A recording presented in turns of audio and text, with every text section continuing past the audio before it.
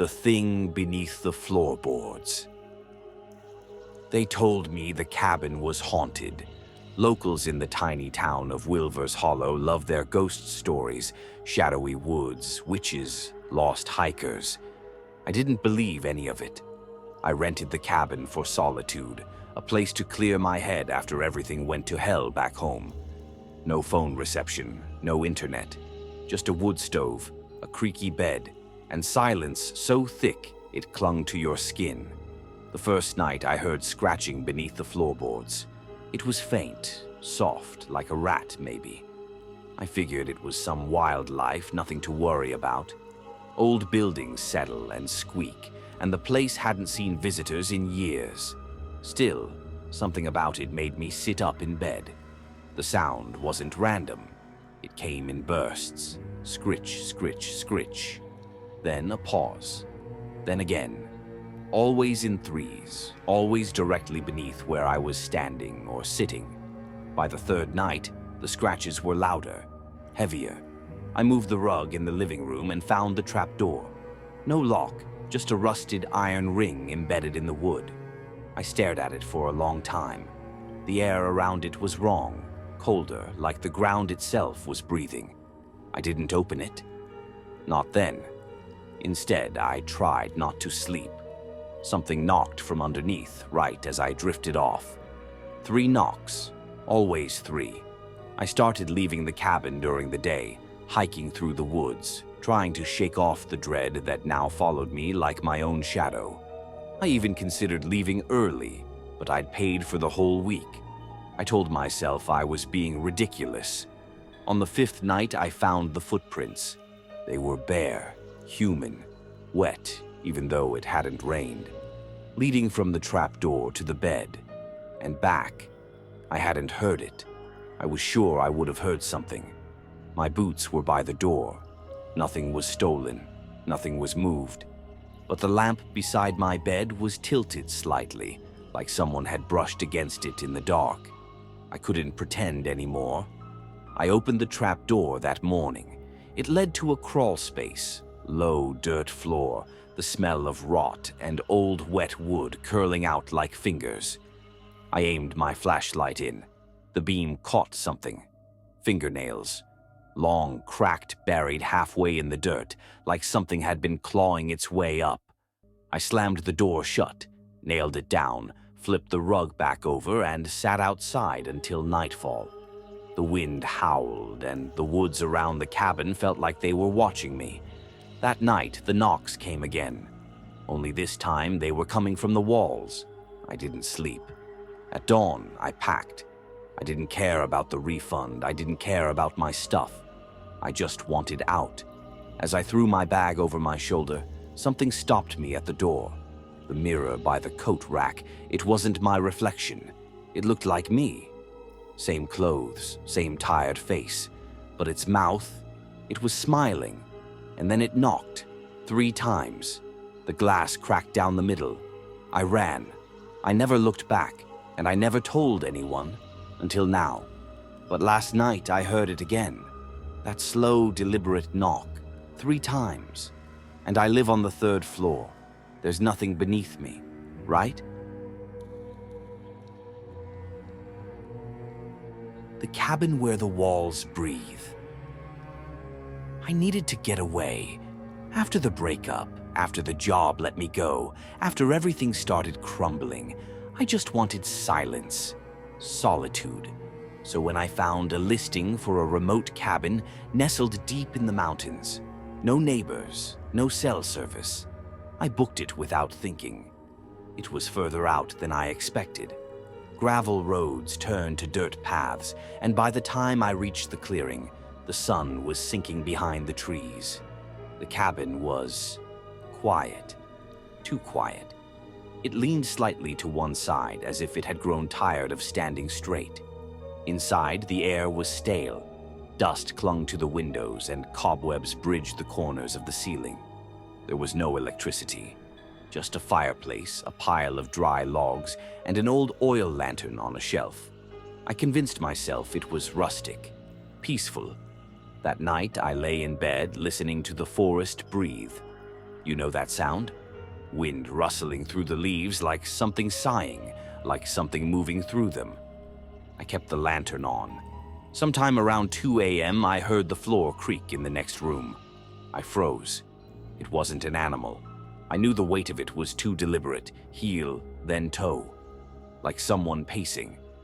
I waited, heart thudding, but the sound stopped. I told myself the wood was settling. That's all. The next morning, I found footprints in the dust, bare, human. They trailed from the front door to my bedroom. I hadn't walked barefoot. I hadn't even opened that door. I almost left then, but I was stubborn. I needed to prove I wasn't losing my mind. That night, I locked the bedroom door and stacked a chair under the handle. I lay awake for hours, listening. No footsteps, no breathing, just silence, until the walls started pulsing, not creaking, not groaning, pulsing, like they were inhaling and exhaling, slow and deliberate. The lantern flickered as the air thickened. I could hear it, feel it, something breathing with me just on the other side of the walls. I pressed my ear against the wood. There was whispering, not words, just sound. Syllables too soft to understand, but too rhythmic to be random. A voice without a mouth. When I pulled away, I left behind a faint outline of frost on the wall, like something inside had sucked out all the warmth in that one spot. I didn't sleep. I waited for the sun, packed my things, and ran. But when I reached the path, there was no car, no road, just more trees. Endless. The GPS on my watch flickered and died. The map app spun in circles. I screamed, tore through the woods for hours, but every time I thought I found a clearing, I was back at the cabin, the chimney coughing faint black smoke, the door always slightly open, inviting me in. I'm still here. The nights are longer now. The breathing has grown louder, the whispers clearer. Last night they said my name, and I whispered back, because I don't think the cabin wants me to leave. I think it's waiting for me to let it in.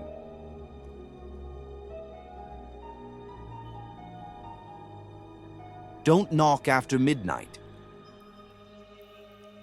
The guy who rented me the cabin said one thing before handing over the keys. If you hear knocking after midnight, don't answer. Don't even move. He laughed after, like it was a joke. I laughed too. I wish I hadn't. The cabin was remote, perfect for what I wanted. No neighbors, no noise, no reminders of the mess I'd made back home. Just trees, a wood stove, and me.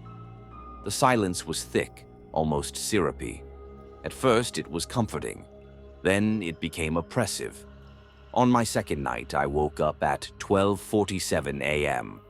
3 soft knocks on the front door. I sat up in bed, heart racing. I thought maybe it was a branch, maybe an animal. I didn't move. I didn't breathe. A minute later, 3 more knocks. Still soft, still polite. Like whoever, or whatever, was out there, knew I was listening, knew I was awake. I stayed frozen under the blanket, gripping the flashlight like it was a weapon. Eventually, it stopped. I didn't sleep again that night. The next morning, I checked the front step. No footprints, no tracks, just a fine layer of undisturbed frost. Night 3, the knocks came again. 12:43 this time, 3 slow, steady raps. Then silence. Then a voice. It sounded like my mother. "Honey, I need you to open the door, please. It's so cold out here." I knew it couldn't be her. She died in February. My hands trembled. I nearly got up, nearly reached for the door, but something felt off about the voice. It was too calm, too rehearsed. It knocked again. 3 times. I stayed still until dawn. After that, I stopped sleeping at night. I stayed up with a hunting knife and a lantern, watching the door, listening. By night 5, it wasn't just the front door. The knocking came from the walls, from inside the cabin. Something started walking around the outside just before midnight. I'd hear the crunch of frozen grass, slow footsteps, a whisper here and there. It circled the cabin for hours, never running, never rushing, just pacing like it had all the time in the world.